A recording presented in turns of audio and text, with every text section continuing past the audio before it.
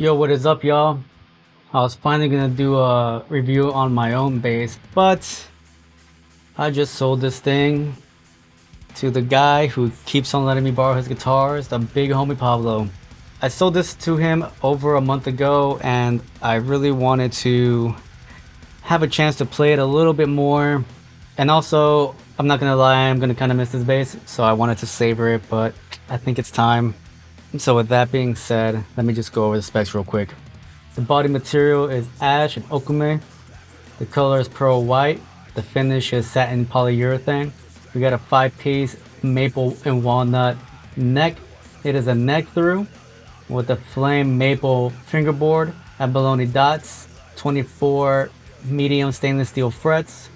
The scale length is 34 to 35 inch. Got a plastic nut. The bridge is made by Ibanez. The tuners are made by Ibanez.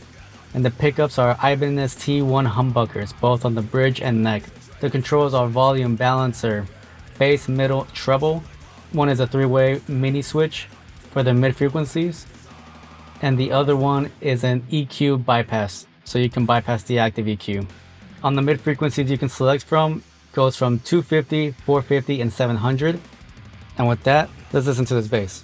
I also forgot to mention that your treble knob also acts like a passive tone control. Alright, so I'm gonna start with the bridge pickup with no active EQ, and the EQ will just be straight in the middle.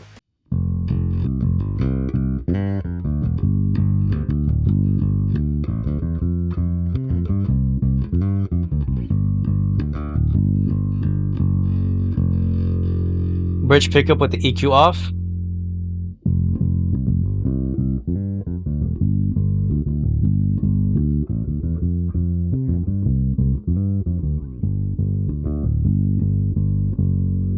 Bridge pickup with the EQ all the way up.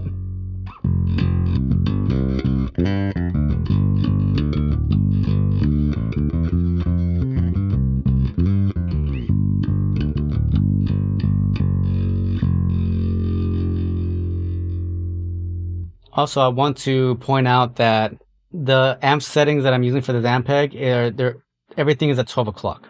So I wanted it to be like the most square tone you can get out of this. Alright, so now we're gonna do both pickups. EQ's in the middle at 0.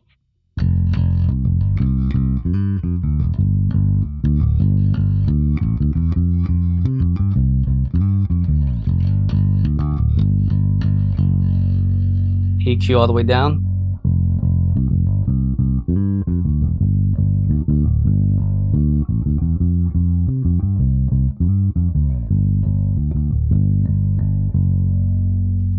EQ all the way up.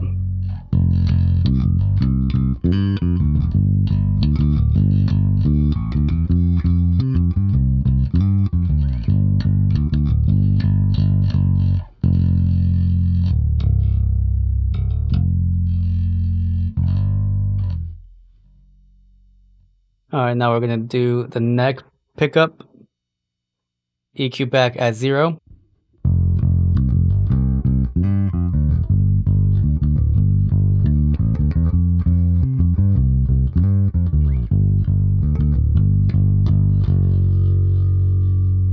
EQ all the way down.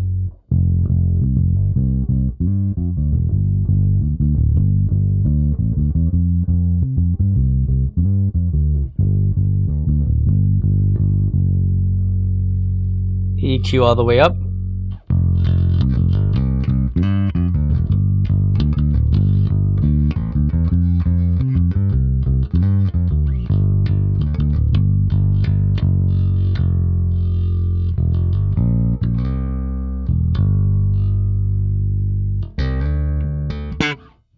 Alright, now I have the active EQ on.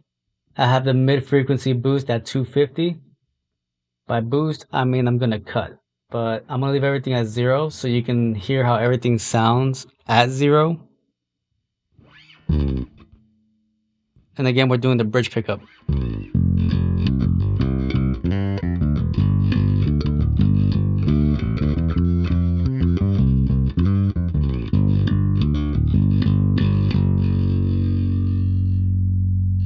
Both pickups.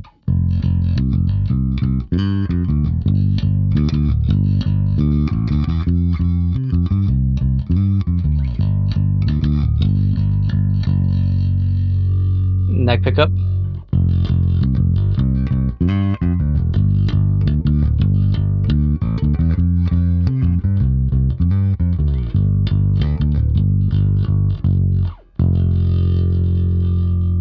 Now I'm taking down the mid frequency. All right, for the next portion, I'm gonna have both pickups on. I'm going to have everything at 0, but I'm going to be cutting the mid frequency so you can hear the difference.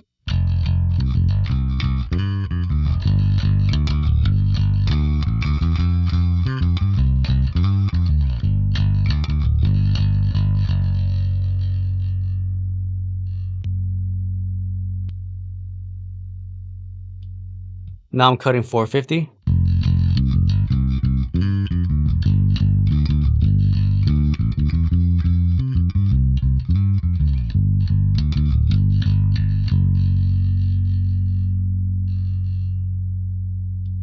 Now I'm cutting 700.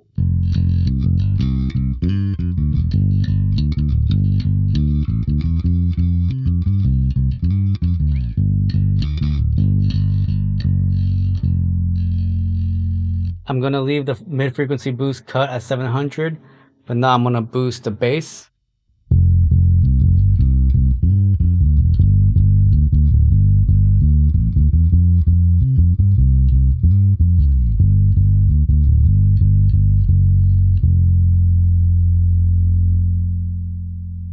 I'm gonna boost the treble.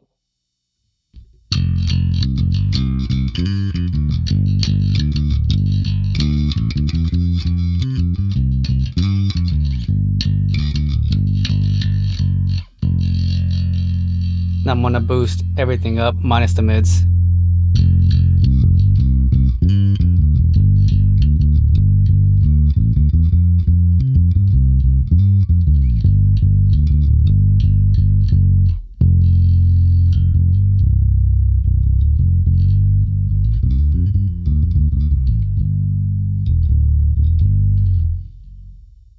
Okay, now I'm gonna do some slap. I'm gonna keep both pickups on, but I'm gonna show you what the EQ sounds like.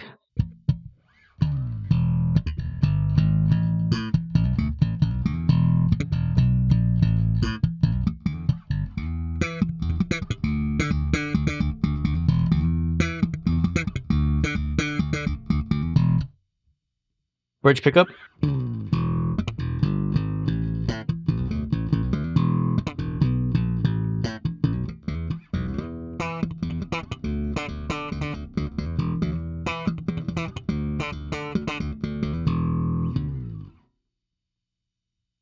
Neck pickup.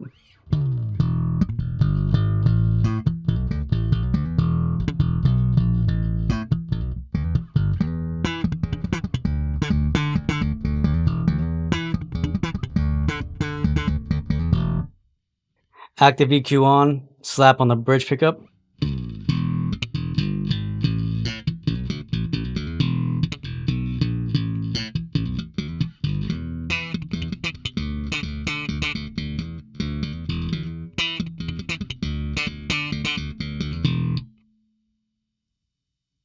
Both pickups.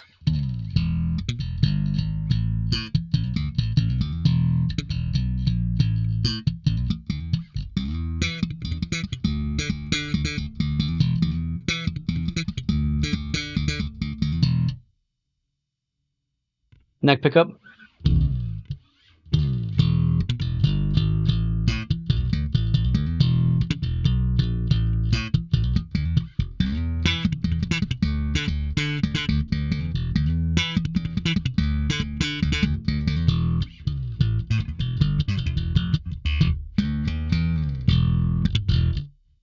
So let's see how it handles distortion. The EQ is on, still just cutting the mid frequency at 700. Bridge pickup.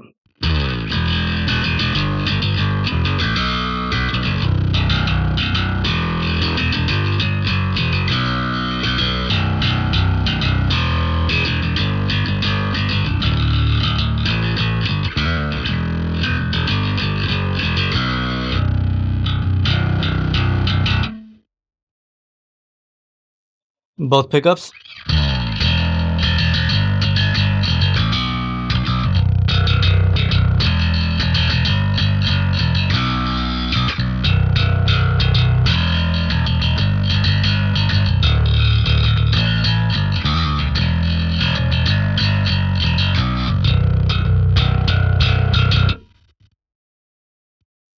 Neck pickup.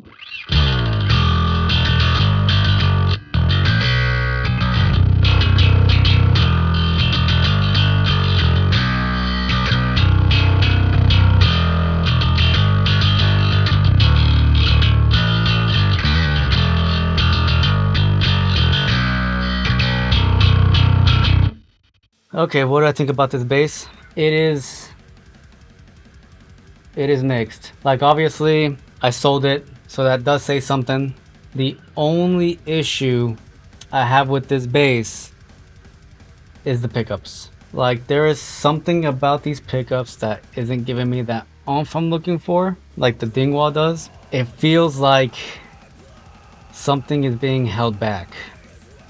It doesn't sound like these pickups aren't putting out their full potential.